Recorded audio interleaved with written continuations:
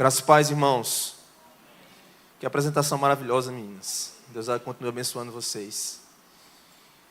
Queridos irmãos, desde a metade do mês passado, o Conselho Pastoral tem tratado, com a igreja sobre o tema Coração Generoso, como nosso pastor Tomás falou. E o nosso objetivo é chamar a atenção, chamar cada um de nós à reflexão sobre como anda o nosso coração em relação ao aspecto da generosidade e da nossa fidelidade ao Senhor com relação à nossa vida como um todo. Na primeira mensagem da série, nós tratamos sobre a mordomia cristã, e vimos a mordomia como uma marca de um cristão saudável. Na segunda semana, nós vimos como o tema da generosidade ele se desenvolve ao longo da Escritura, ao longo da grande história da salvação. E no domingo passado, nós tratamos sobre os princípios neotestamentários sobre o exercício da generosidade.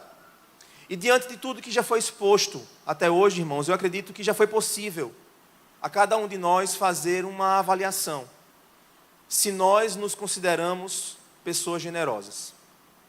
Mas hoje eu quero encerrar a nossa série de mensagens, não te incentivando a pensar se você é uma pessoa generosa ou não. Mas eu gostaria que você pensasse se Deus está satisfeito com o nosso nível de generosidade. Ou seja, não é sobre nos considerarmos generosos, mas o que Deus pensa a respeito da nossa generosidade. E eu gostaria de olhar para alguns trechos da palavra do Senhor que nos apresentam uma igreja realmente generosa. O apóstolo Paulo, ele usa essa igreja como referência em termos de generosidade, com o objetivo de mostrar para nós um padrão a ser seguido. E eu convido você a abrir sua Bíblia na segunda carta de Paulo aos Coríntios, capítulo 9.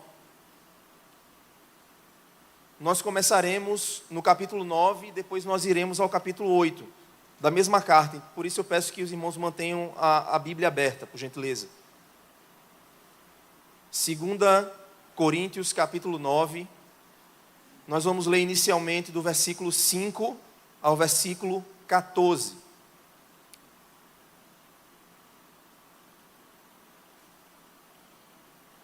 Diz assim a palavra do Senhor: Portanto, julguei necessário recomendar aos irmãos que me precedessem na visita a vocês e preparassem de antemão a oferta que vocês prometeram, para que esteja pronta como expressão de generosidade e não de avareza. E isto afirmo: aquele que semeia pouco também colherá pouco, e o que semeia com fartura também colherá com fartura. Cada um contribua segundo tiver proposto no coração, não com tristeza ou por necessidade, porque Deus ama quem dá com alegria. Deus pode tornar abundante em vocês toda a graça, a fim de que, tendo sempre em tudo ampla suficiência, vocês sejam abundantes em toda boa obra, como está escrito: distribuiu, deu aos pobres, a sua justiça permanece para sempre. E Deus, que dá semente ao que semeia, e pão para alimento, também suprirá e aumentará as sementes e multiplicará os frutos da justiça de vocês. Assim, vocês serão enriquecidos em tudo para toda generosidade, a qual, por meio de nós, resulta em orações de gratidão a Deus. Porque o serviço dessa assistência não só supre a necessidade dos santos, mas também transborda em muitas orações de gratidão a Deus. Na prova deste serviço, eles glorificam a Deus pela obediência da confissão que vocês fazem do Evangelho de Cristo e pela generosidade com que vocês contribuem para eles e para todos, enquanto eles oram por vocês com grande afeto por causa da extraordinária graça de Deus que foi dada a vocês. Senhor, nós te louvamos, Pai, porque em primeiro lugar estamos na tua presença. Agradecemos ao Senhor pelo privilégio de sermos teus filhos, termos sido alcançados pela tua graça, termos sido escolhidos pelo Senhor. E, Senhor, nós estamos diante da Tua palavra nesse momento, Deus. E diante dela, Senhor, a gente quer que o Senhor nos dê a graça de nos submetermos a ela em reverência, em temor, para que, Senhor, o Teu Santo Espírito ilumine as nossas mentes, ilumine os nossos corações, Pai, para que a gente compreenda as verdades espirituais que o Senhor quer nos ensinar nessa tarde e noite, Senhor. Nós pedimos que o Senhor seja propício a nós nessa tarde, e o Senhor fala aos nossos corações, para a honra e glória do nosso Senhor e Salvador Jesus Cristo. Nós oramos. Amém. Queridos, tanto nesse capítulo 9, como no capítulo 8, que nós vamos ler alguns trechos também, o apóstolo Paulo ele vai falar sobre contribuição. E falar sobre dinheiro é um assunto um tanto quanto difícil. E quando a gente vai falar sobre dinheiro, nós podemos cometer pelo menos 2 erros. O primeiro erro é nós tratarmos a questão do dinheiro de maneira errada. O primeiro erro é a gente abusar desse assunto. O primeiro erro é a gente manipular pessoas. O primeiro erro é a gente enganar pessoas. E, infelizmente, nós temos visto isso muito no nosso país afora. Mas o segundo erro que nós podemos cometer é o erro de, por medo de um assunto tão delicado, tão sensível, através do qual tanto abuso tem sido cometido. O outro erro é nós cairmos no outro extremo e não falarmos sobre esse assunto. Porque esse assunto, irmãos, é extremamente importante e relevante. Afinal de contas, a palavra de Deus fala muito sobre recursos, fala muito sobre dinheiro. O nosso Senhor Jesus falou muito sobre isso. E por que a Bíblia fala tanto sobre isso? Não é porque Deus quer o nosso dinheiro. Definitivamente Ele não quer o nosso dinheiro, porque Ele não precisa dele. É porque o dinheiro quer a gente. O dinheiro quer nos controlar. O dinheiro quer se tornar um senhor na nossa vida. O dinheiro quer nos escravizar, e é por isso que a Bíblia fala tanto sobre isso. O problema não é nós termos o dinheiro. O problema é o dinheiro nos ter. O problema é o dinheiro nos controlar. E sabe o que a Bíblia apresenta como um remédio contra a mesquinhez, contra a avareza, contra a ganância? É a generosidade. A generosidade é a resposta bíblica para o pecado da avareza, para o pecado da ganância. E é sobre isso que o apóstolo Paulo está falando nesses 2 capítulos que a gente vai tratar hoje à noite. Ele está escrevendo à igreja de Corinto, e Corinto foi uma igreja que deu muito trabalho ao apóstolo Paulo. Na primeira carta de Paulo aos Coríntios, Paulo tem uma série de questões a tratar com aquela igreja. Paulo tratou, para você ter ideia, sobre incesto com aquela igreja. Paulo tratou com aquela igreja sobre um irmão estar comparando o seu dom espiritual com o dom espiritual do outro irmão. Paulo tratou sobre diversas questões, sobre orgulho, e a igreja de Corinto era uma igreja que se achava, que estava por cima. E Paulo vai confrontar esses problemas na primeira carta. E na segunda carta, que é essa que nós acabamos de ler, Paulo ele vai elogiar a igreja de Corinto por uma série de situações que foram de fato resolvidas, que foram tratadas na igreja. Mas a questão é que nem tudo foi resolvido.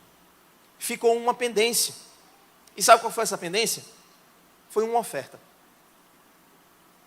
A igreja de Corinto havia tomado a decisão de participar de uma ação para socorrer a igreja de Jerusalém. Naquela época, houve uma grande fome na região da Judéia. Se você lembra no livro de Atos, capítulo 11, o profeta Ágabo, ele profetizou dizendo que viria uma grande fome nos tempos do imperador Cláudio. E foi exatamente isso que aconteceu. 16 anos depois do início da igreja primitiva, veio um período de grande fome, e a igreja de Jerusalém empobreceu muito. E diante disso, a igreja de Antioquia foi levantada pelo Senhor para levantar uma oferta para a igreja de Jerusalém. E quando a igreja de Corinto soube que a igreja de Antioquia ia levantar uma oferta para Jerusalém, a igreja de Corinto tomou a frente e quis participar desse projeto. E o apóstolo Paulo, naturalmente, ficou muito feliz com a postura da igreja de Corinto. E aí o apóstolo Paulo saiu de Corinto e foi até as igrejas de Tessalônica e Filipos. Quando o apóstolo Paulo vai se referir às igrejas da Macedônia, no capítulo 8, que nós vamos ler também, ele está se referindo a Tessalônica e Filipos. Então o apóstolo Paulo foi até essas igrejas. E essas igrejas, quando ficaram sabendo que o povo de Corinto ia ofertar, eles quiseram participar disso também. O detalhe é que a igreja de Tessalônica e a igreja de Filipos eram igrejas muito pobres. Mas aquele povo, mesmo em meio à sua pobreza, disse: nós queremos participar, nós queremos contribuir. E aqueles irmãos, diz o texto bíblico, que eles contribuíram de maneira extravagante, de maneira abundante, mesmo em meio à pobreza deles. Mas um ano se passou, e a igreja de Corinto não enviou a oferta que eles tinham prometido. Então o apóstolo Paulo, ele escreve a segunda carta aos Coríntios, e nesses capítulos Paulo vai incentivar eles dizendo o seguinte, em outras palavras: irmãos, a gente está voltando para Corinto, e eu gostaria muito que vocês já deixassem separada a oferta que vocês prometeram e que até hoje vocês não cumpriram. Cumpram o compromisso que vocês estabeleceram, que vocês assumiram, porque todo mundo já sabe o que vocês falaram e se comprometeram. Então, cumpram o que vocês disseram que iam fazer.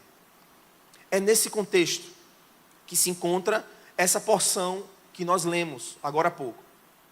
Nos capítulos 8 e 9, Paulo vai falar muito sobre duas coisas fundamentais na generosidade cristã. Paulo vai falar sobre por que nós devemos contribuir e vai falar como nós devemos contribuir. Então nós vamos nos concentrar nesses dois grandes temas ao longo dessa tarde e noite. Primeiro, o apóstolo Paulo vai explicar algumas razões para o povo de Corinto, pela qual eles devem contribuir. A primeira razão é porque a graça de Deus nos faz generosos. E eu convido você a ir para o capítulo 8, versículo 1 e 2. A primeira razão por que nós devemos contribuir é porque a graça de Deus nos faz generosos. E diz assim a palavra do Senhor: também, irmãos, queremos que estejam informados a respeito da graça de Deus que foi concedida às igrejas da Macedônia, ou seja, Filipos e Tessalônica. Porque no meio de muita prova de tribulação, manifestaram abundância de alegria, e a profunda pobreza deles transbordou em grande riqueza de generosidade. Essas igrejas decidiram ser extremamente generosas e enviaram uma grande oferta para a igreja de Jerusalém. E perceba que interessante, Paulo vai dizer de onde vem essa rica generosidade. Ele vai dizer o seguinte: queremos que saibam a respeito da graça de Deus concedida às igrejas da Macedônia. Ou seja, a generosidade, irmãos, é fruto de um coração que foi alcançado pela graça de Deus. E o que é a graça de Deus? É o favor imerecido. Nós somos alvos desse favor imerecido, dessa misericórdia imerecida, da vida entregue de Jesus por nós naquela cruz, de forma que nós não merecíamos isso. Essa é a graça de Deus. Esse perdão, esse amor, ele alcança o nosso coração e enche o nosso coração de alegria, mesmo em meio a tribulações. O texto, Paulo está dizendo que eles mesmo em uma profunda pobreza, não é uma pobreza simplesmente, é uma extrema pobreza. É isso que eles dizem que os crentes da Macedônia estão passando. E aí muitas vezes, irmãos, nós achamos que alegria tem a ver com aquilo que a gente tem. Que a alegria tem a ver com os recursos que nós temos, com o dinheiro. Mas a igreja de Filipos e Tessalônica está mostrando para nós que a alegria independe de circunstância. Eles têm grande alegria, mesmo sofrendo duras aflições. Se você for estudar a carta de Paulo aos Tessalonicenses, você vai ver que eles sofreram uma perseguição terrível. Paulo precisou fugir de Tessalônica. Eles foram duramente perseguidos, eles foram provados. Eles perderam seus empregos, eles foram abandonados por suas famílias, eles foram desprezados pela cidade, eles perderam praticamente tudo. E o texto bíblico não diz que eles estão vivendo em simples pobreza. O texto bíblico diz que eles estavam enfrentando e experimentando uma extrema pobreza. Então, de onde vem esse desejo de ser generoso, mesmo diante de situação tão difícil? Vem dessa grande alegria, vem desse transbordar da alegria da graça de Deus, de viver muito além das circunstâncias, de viver muito além do que os nossos olhos podem ver. Como o apóstolo Paulo disse em Filipenses 4, 11 e 12, eu aprendi o segredo de viver contente. Eu aprendi o segredo de viver alegre em toda e qualquer situação, seja na abundância ou seja na escassez, seja com muito ou seja com pouco. E o grande segredo disso, meu irmão e minha irmã, é a graça de Deus. E essas igrejas da Macedônia estão vivendo isso. O segredo não é quanto nós temos, mas é o quanto Deus já nos deu em Cristo Jesus. Generosidade é a alegria que transborda da graça de Deus.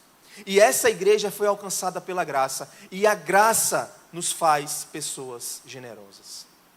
Eles estão transbordando de alegria, irmãos, por essa graça que alcançou a vida deles. E nada mais importa. Eles têm Cristo. Não importa se está faltando dinheiro, eles têm Cristo. Você já experimentou essa profunda alegria na sua vida, meu irmão? De estar contente mesmo diante de duras provações e de circunstâncias difíceis na sua vida. É isso o que a graça de Deus faz conosco. É isso que a graça de Deus faz no nosso coração. E o apóstolo Paulo continua nos dizendo no versículo 3 do capítulo 8, ele vai dizer: porque posso testemunhar que na medida de suas posses e mesmo acima delas, eles contribuíram de forma voluntária. Não teve coerção, não teve apelo, não teve nada disso, meu irmão.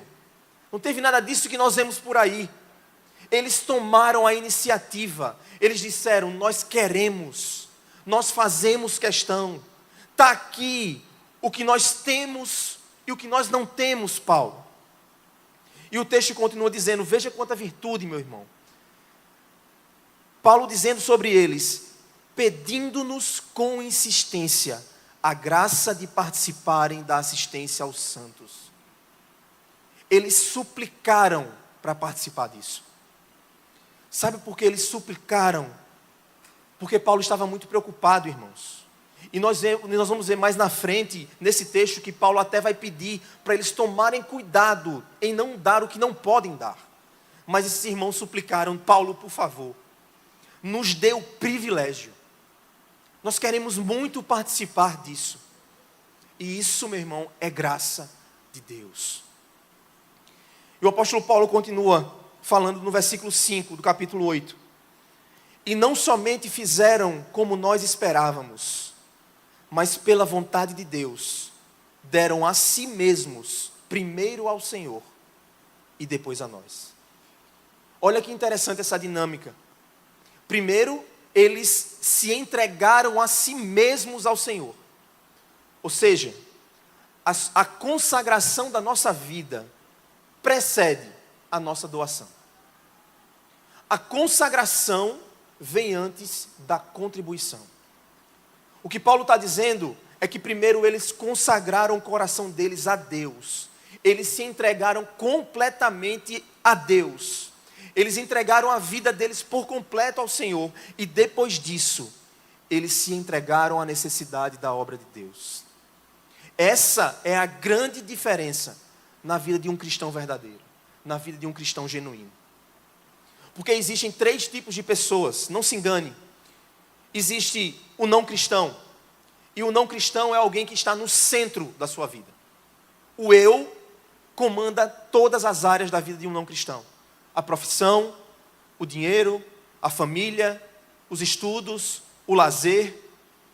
O que controla a vida de um não cristão é a sua própria felicidade. É a sua própria satisfação. Mas também existe o religioso. E na vida de uma pessoa religiosa existem as mesmas áreas, mas tem um elemento novo. E esse elemento novo é Jesus. Jesus faz parte da vida de um religioso. Esse religioso, ele vai no domingo para a igreja, ele participa dos ministérios, ele pode até dar o dízimo dele, mas o que continua no centro da sua vida é o seu próprio eu. Jesus faz parte da vida dele, mas Jesus não é o centro da vida dele. Jesus é apenas um acessório. Mas existe um cristão genuíno, cristãos como esses da igreja da Macedônia. E na vida de um cristão genuíno, de um discípulo verdadeiro de Jesus, existem todas essas áreas, mas a diferença é que Jesus está no centro de tudo. É isso que a igreja de Tessalônica e de Filipos estão experimentando. Eles entregaram a si mesmos inteiramente a Jesus. E com o fato de Jesus controlar a vida deles, tudo, absolutamente tudo, foi rendido aos pés de Jesus. Então entenda uma coisa, meus irmãos. Uma pessoa verdadeiramente convertida a Cristo terá todas as áreas da sua vida convertida a Cristo, incluindo o seu bolso. O nosso bolso é talvez a área mais sensível da vida humana. Lembra da história de Zaqueu? Depois que Jesus entra na casa de Zaqueu, Zaqueu diz o seguinte: olha, Senhor, eu vou dar metade de tudo que eu tenho para os pobres, e eu vou restituir 4 vezes mais o que eu roubei das pessoas. E quando Zaqueu fala isso para Jesus, Jesus olha para Zaqueu e diz: agora veio salvação nessa casa. Quando houve uma consagração total de absolutamente tudo. Isso, irmãos, é um sinal de salvação. Isso é um sinal da graça de Deus sobre as nossas vidas. Quando essa graça nos alcança, a nossa reação é a mesma da igreja de Filipos e Tessalônica. Por favor, Paulo, nós queremos ser parte. Nós queremos fazer a diferença. Assim como o nosso Deus se doou por nós, nós queremos nos doar e contribuir com a igreja de Jerusalém. Então Paulo vai dizer o seguinte no versículo 8, do capítulo 8. Paulo falando ao povo de Corinto: não digo isto na forma de mandamento, ou seja, como uma ordem, como uma obrigação, mas para provar se o amor de vocês é sincero, comparando-o com a dedicação de outros. Ou seja, ele está pedindo para a igreja de Corinto tomar as igrejas da Macedônia como um parâmetro e está questionando eles: o amor de vocês é sincero? Nós precisamos entender, meus irmãos, que a contribuição, que a generosidade é um teste de saúde para a nossa piedade. É um teste de saúde para a nossa devoção a Deus. Se você tem renda, meu irmão, e se você não contribui, se você não é generoso, talvez o seu amor não seja sincero. Porque a Bíblia diz que onde estiver o seu tesouro, aí estará o seu coração. Onde está o seu tesouro? Onde você deposita os seus recursos? É lá que está o seu coração. A generosidade, meus irmãos, não nos faz merecer a vida eterna, mas ela mostra onde o nosso coração está. A primeira razão do porquê contribuir é porque a graça de Deus nos faz generosos. E a segunda razão é porque o nosso Deus é um Deus generoso. Versículo 9 do capítulo 8 vai dizer o seguinte: pois vocês conhecem a graça do nosso Senhor Jesus Cristo, que sendo rico, se fez pobre por amor de vocês, para que por meio da pobreza dele, vocês se tornassem ricos. Pense nisso um pouco, meu irmão.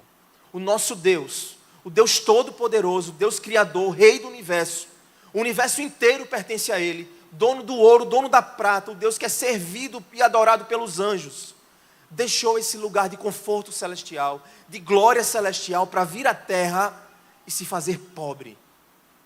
Ele nasceu numa manjedoura, meu irmão. O Rei do Universo não nasceu num hospital de ricos. Ele nasceu numa manjedoura. Ele não nasceu numa família de bilionários. Ele nasceu numa família de carpinteiros. Diz o texto bíblico que no seu ministério, o Filho do Homem não tinha onde sequer reclinar a cabeça. Você entende tudo que Cristo abriu mão? Ele abriu mão de tudo. Essa é a graça do nosso Deus. Uma graça, um favor imerecido, esse amor, essa misericórdia que nós não merecemos. Que Deus é esse? Que Deus é esse que abre mão de tudo que tem, de tudo que lhe pertence para vir nos servir. Que Deus é esse? E o final do versículo 9 diz: para que por meio da pobreza dele, vocês se tornassem ricos. Que riqueza é essa? Ele não está falando de riqueza material, como tem muito picareta por aí falando. Não é isso. É uma riqueza que dinheiro não compra. Dinheiro compra carro blindado, mas não compra segurança. Nós temos um Deus que cuida das nossas vidas. Nós nos tornamos muito mais ricos do que o dinheiro poderia nos tornar. Nós temos Cristo, e se nós temos Cristo, nós temos tudo. Nós queremos ter um status notável. Nós queremos, e aí a gente compra carro, compra casa, compra roupa, compra apartamento, queremos ser admirados pelas pessoas. Mas perceba, nenhum dinheiro no mundo pode nos dar o status que nós recebemos por meio da cruz de Cristo. Nós somos filhos de Deus. Esse é o maior título que um ser humano pode carregar na sua vida. Você pode ter um currículo impecável. Você pode ter um diploma incrível.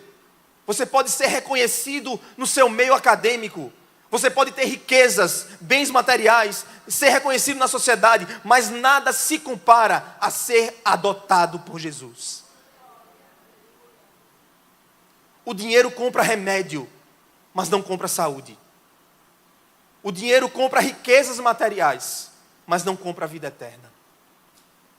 O nosso Deus nos fez ricos de uma riqueza que dinheiro nenhum pode comprar. E nós só temos essa riqueza porque Ele foi generoso em se entregar por nós. Nós devemos ser generosos porque a graça de Deus nos faz generosos. Nós devemos ser generosos porque o nosso Deus é um Deus generoso. E a terceira razão pela qual nós devemos contribuir é porque há recompensas espirituais. Capítulo 9, versículo 6 diz o seguinte: e isto afirmo, aquele que semeia pouco, também colherá pouco. E o que semeia com fartura, também colherá com fartura. Essa é uma promessa recorrente em toda a Escritura. Vários textos vão falar sobre isso. Provérbios capítulo 11 vai dizer que aquele que retém perde tudo, mas aquele que doa generosamente continua prosperando. Mas calma.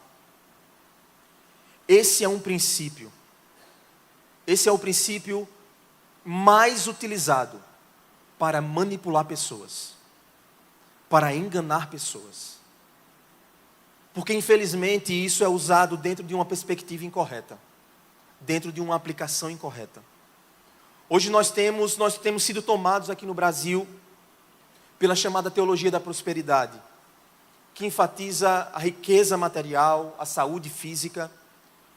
Mas mais recentemente, outra falsa doutrina tem ganhado muito espaço nas igrejas, que é o que a gente chama de teologia coaching. É a ideia maldita de que você é o centro do coração de Jesus, de que nós somos o centro. Não, meu irmão, nós não somos o centro. Cristo é o centro. E porque nós amamos a Cristo, nós colocamos os outros em prioridade. Porque Jesus disse: quando você fizer algo a qualquer um desses pequeninos, vocês estão fazendo a mim. Nós servimos os outros porque nós estamos servindo a Cristo. E nós precisamos ter muito cuidado, meus irmãos, porque esse evangelho da prosperidade, da teologia coaching, está tomando conta do Brasil e está enganando muita gente. Então eu queria deixar claro quais são as diferenças entre essas teologias da prosperidade coaching e a teologia da cruz. Essas teologias enfatizam a riqueza material, enquanto que a teologia da cruz enfatiza a riqueza espiritual. Essas teologias têm um discurso triunfalista, com foco na vitória, no sucesso, na prosperidade terrena. A teologia da cruz tem um discurso centrado na cruz, a aceitação do sofrimento como uma parte do caminho e como parte daquilo que Deus usa para nos conformar à sua imagem.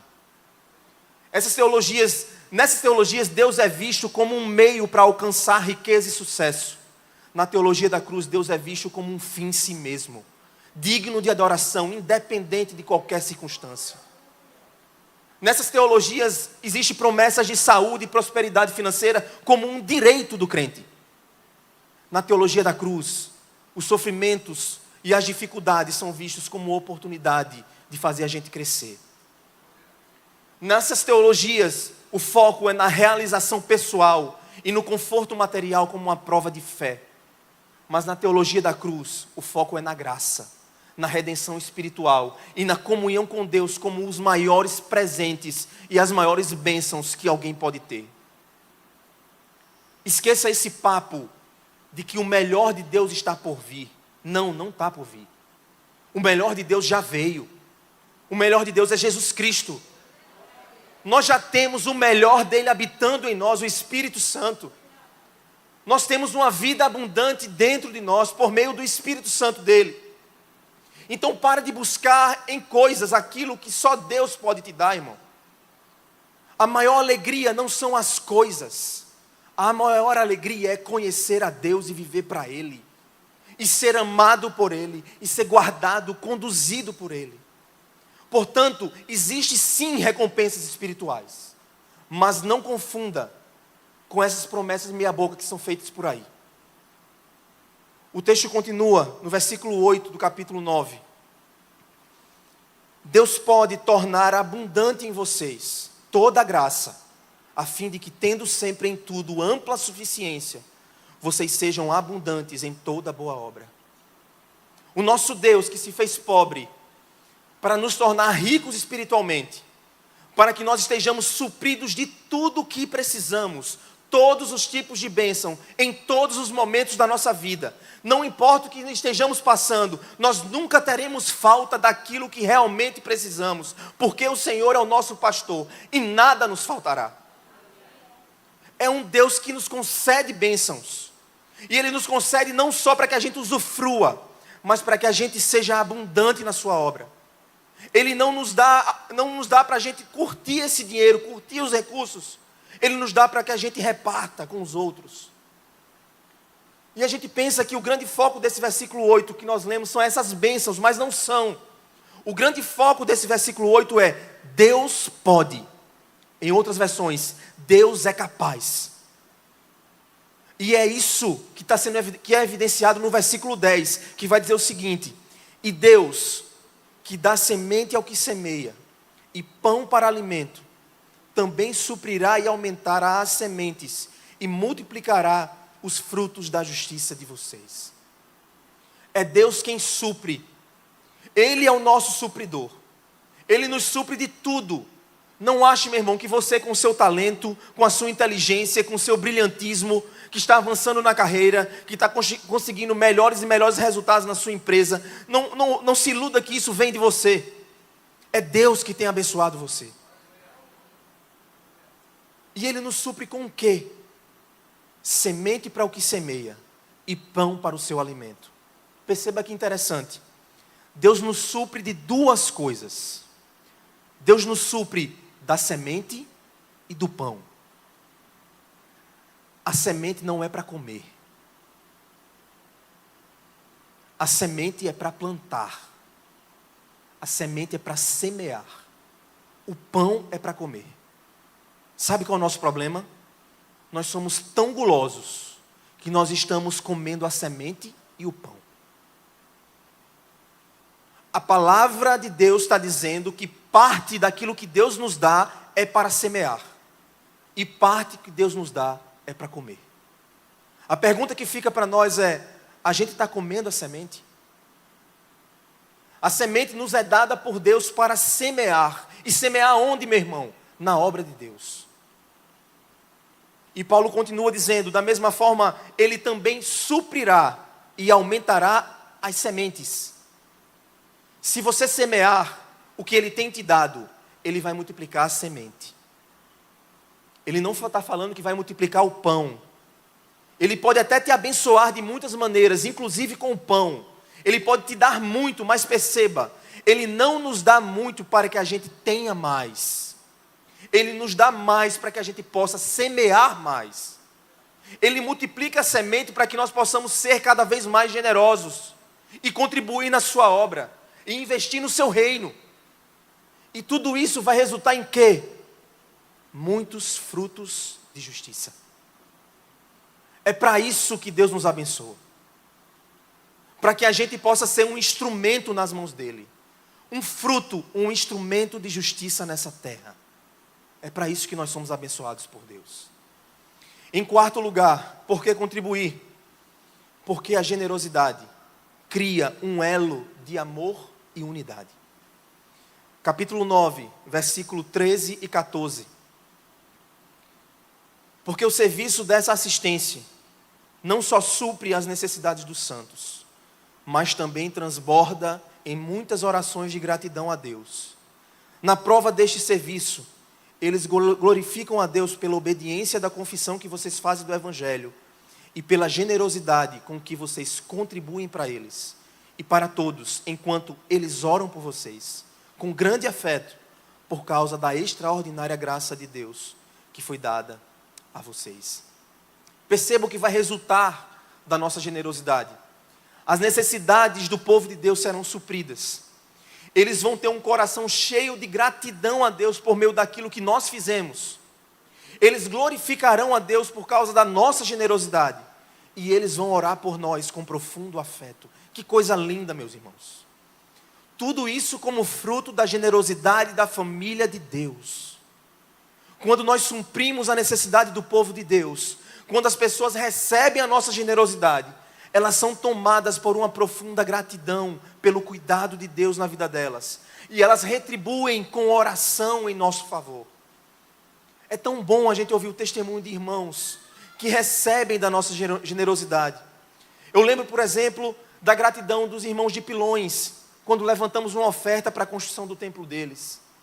Lembro como se fosse hoje da gratidão dos nossos irmãos lá de Cacerengue, quando nós enviamos a oferta para a construção lá da caixa d'água. Meus irmãos, é muito bonito ver isso. Eles rendem graças a Deus pela nossa generosidade. Eles oram por nós. E esse é só um exemplo, só alguns exemplos de tantos outros que nós poderíamos dar aqui. Ouvir dessa alegria que está transbordando, porque Deus tem cuidado da vida das pessoas por meio de nós. E essas pessoas se lembrarem de nós em oração, agradecendo a Deus por nossas vidas. Isso é um elo de amor. Alguns dão, outros recebem, se enchem de gratidão e oram por nós. Percebam esse ciclo de virtude. Essa é a dinâmica do reino de Deus. Um elo de amor e unidade. E Paulo está dizendo justamente isso, que os irmãos de Jerusalém, os judeus, eles vão se aliar aos gentios, porque eles estão contribuindo com eles. Isso cria um elo de amor e unidade na igreja. Por que contribuir? Porque a graça de Deus nos faz generosos. Porque o nosso Deus é generoso. Porque existem recompensas espirituais. E porque a generosidade cria um elo de amor e unidade. Mas caminhando para o final, Paulo também vai nos ensinar como a gente deve contribuir. Paulo vai nos dar algumas orientações. E a primeira orientação de Paulo é: procure uma igreja saudável para fazer isso. E graças a Deus, a IEB é uma igreja saudável. Sabe por que isso é importante, irmãos? Porque existem muitas igrejas, inclusive aqui na nossa cidade, na nossa região, que são igrejas de estelionatários da fé. São igrejas de traficantes da fé. Você sabia que aqui em João Pessoa tem pastora trocando oração por Pix, de acordo com a sua idade? Se você quer ter uma oração, receber uma oração, se você tem 50 anos, você faça um Pix de R$50. É sério, irmãos, isso é muito sério. Não dê dinheiro para picareta. Não existe igreja perfeita, mas existem igrejas saudáveis. A IEB não é perfeita, mas a IEB é uma igreja saudável, que tem boa teologia, que cuida dos seus membros, que prega a palavra de Deus. O relato que o apóstolo Paulo vai trazer no final do capítulo 8 vai evidenciar essa necessidade de estarmos atentos. Veja a partir do versículo 16 do capítulo 8. Diz assim: mas graças a Deus. Paulo está dizendo aqui quem são as pessoas que vão colocar a mão nessa oferta que está indo para a igreja de Jerusalém. Perceba. Mas graças a Deus, que pôs no coração de Tito a mesma dedicação que temos por vocês. Ele atendeu ao nosso apelo e, mostrando ser muito dedicado, partiu voluntariamente para encontrar-se com vocês. E com ele nós estamos enviando um irmão cujo louvor no Evangelho está espalhado por todas as igrejas. E não somente isso, ele foi eleito pelas igrejas para ser o nosso companheiro no desempenho dessa graça ministrada por nós, para a glória do próprio Senhor e para mostrar a nossa boa vontade. Qual o objetivo de Paulo? Queremos evitar assim que alguém nos acuse por causa desta generosa dádiva administrada por nós, pois cuidamos para fazer o que é correto, não somente diante de Deus, mas também diante das pessoas. Com eles, estamos enviando um outro irmão, cujo zelo já pusemos à prova em muitas ocasiões e de muitas maneiras, e que agora se mostra ainda mais zeloso pela grande confiança que deposita em vocês. Perceba o cuidado de Paulo para escolher as pessoas que colocariam as mãos nessa oferta generosa das igrejas da Macedônia. Eles escolheram 3 pessoas. Quem eram essas 3 pessoas? Eles escolheram Tito, discípulo de Paulo, discipulado por Paulo. Eles escolheram um irmão de testemunho idôneo e que foi eleito pelas igrejas. E eles escolheram um outro irmão, caracterizado aqui como zeloso e íntegro. Além disso, veja os versículos 20 e 21. Queremos evitar assim que alguém nos acuse por causa desta generosa dádiva administrada por nós, pois cuidamos para fazer o que é correto, não só diante do Senhor, mas também diante das pessoas. Olha o cuidado de Paulo, meus irmãos. Alguém pode pensar, Deus está vendo o que a gente está fazendo. Não basta Deus saber. As pessoas precisam saber. Precisa de transparência, tem que ter prestação de contas. Temos que agir corretamente, não só diante de Deus, mas diante das pessoas. Com isso, meus irmãos, Paulo está nos ensinando aqui 4 coisas para a gente. Primeira coisa que ele está nos ensinando é que os recursos precisam ser administrados por pessoas íntegras. Aqui na nossa igreja, nós temos líderes íntegros. Nós temos uma tesouraria que é liderada por homens de fé, por homens de bom caráter, de bom testemunho. Nós temos comissão de finanças, nós temos comissão de exame de contas, formada por irmãos honrados e tecnicamente capazes para essa tarefa. Segunda coisa que nós aprendemos, a igreja deve nomear seus representantes. Anualmente, a nossa igreja escolhe os irmãos que vão ocupar os cargos de diretoria em assembleia. Uma terceira coisa que Paulo nos ensina, que é necessário que haja uma gestão transparente e prestação de contas. A nossa tesouraria ela é aberta para qualquer membro que queira ver as prestações de contas. Isso é o que uma igreja séria faz. Os relatórios financeiros são apresentados bimestralmente nas assembleias, mostrando de onde vêm os recursos e para onde vão os recursos, como nós temos aplicado esses recursos. E por fim, Paulo recomenda que nós tenhamos métodos atuais e seguros de arrecadação. A forma como o apóstolo Paulo descreve, representa a forma mais segura possível daquela época. Na igreja primitiva, eles depositavam as ofertas num negócio chamado gasofilácio, que nada mais é do que uma caixa de madeira. Mas para nós hoje, quais são os métodos mais seguros de arrecadação? Tem coisa mais segura, meu irmão e minha irmã, do que você fazer a sua contribuição direto da sua conta para a conta da igreja? Não tem. É a forma mais segura de se fazer. Contribua de forma segura para fechar qualquer brecha possível. E a segunda orientação de Paulo como contribuir é que nós precisamos doar com alegria e não por obrigação. Versículo 7 do capítulo 9. Cada um contribua, segundo tiver proposto no coração. Não com tristeza ou por necessidade, porque Deus ama o que dá com alegria. Tem gente que dá o dízimo com medo de ser castigado por Deus. Já ouviu falar naquela história de que se você não der o seu dízimo, o devorador vai passar na sua vida? Já ouviu falar aquela história de que se você não contribuir, o valor que você deixou de contribuir, você vai gastar de remédio? Irmão, isso é mentira. Não acredite em picareta. Estão tentando enganar você. Estão tentando enganar você para enriquecer as suas custas. Deus não nos trata assim. Não é por obrigação, é com alegria. E por fim, a última orientação de Paulo sobre como contribuir. Planeje-se e doe proporcionalmente.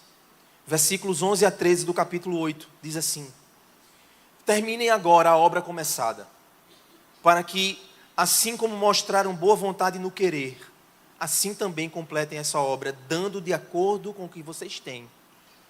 Porque se há boa vontade, a oferta será aceita conforme o que a pessoa tem, e não segundo o que ela não tem.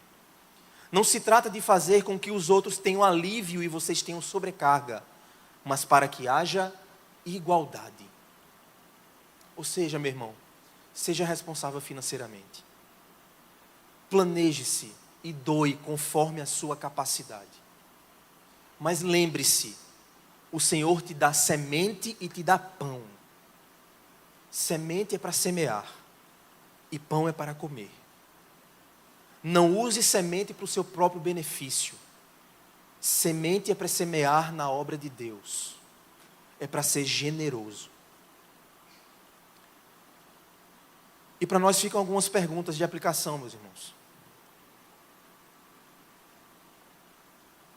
A verdadeira felicidade não está em acumular.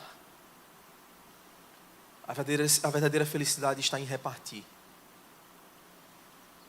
Você tem sido verdadeiramente generoso, meu irmão e minha irmã? Pense nisso. Segundo, use seus recursos para investir em propósitos espirituais. Invista na obra do Senhor. Oportunidades não faltam. A nossa igreja é uma agência do reino de Deus. Contribua com a sua igreja. Contribua com aquilo que a sua igreja realiza. Não fique dando seu dinheiro para a picareta da TV. Não faça isso. Em terceiro lugar, Jesus abriu mão de todo o seu tesouro no céu para nos resgatar e nos levar para casa. Essa é a principal razão que deve nos levar a ter um coração generoso. Nós recebemos de Deus a maior riqueza que alguém pode ter, que é a salvação em Cristo Jesus. Que Deus nos abençoe. Vamos orar. Senhor, nós te agradecemos, Pai, pela Tua palavra que é viva e eficaz. Nós queremos colocar o nosso coração diante de Ti, Senhor, e pedir humildemente, Deus, que o Senhor nos ajude a aplicar a Tua palavra na nossa vida, Senhor. Que o Senhor não nos permita esquecer do Teu sacrifício. Que o Senhor não nos permita esquecer de que o Senhor deu tudo por nós. Que o Senhor não nos permita esquecer da Tua generosidade, Senhor. E que nós sejamos verdadeiramente generosos. Que nós tenhamos a consciência que o Senhor tem nos dado semente e tem nos dado pão. Que a gente possa semear, Deus, com abundância na Tua obra. E que a gente veja incontáveis frutos de justiça. Frutos que permanecem para sempre. Que o Senhor abençoe a sua igreja, Senhor. Na utilização dos recursos que ela recebe. Com sabedoria, com graça, com fidelidade. Nós pedimos isso. Em nome de Jesus. Amém. Que o amor de Deus, nosso Pai, a graça salvadora do nosso Senhor Jesus, a comunhão, a consolação, a presença, a visitação do Teu Santo Espírito, seja com todo o Teu povo, hoje e sempre. Amém. Amém. Deus os abençoe, meus irmãos.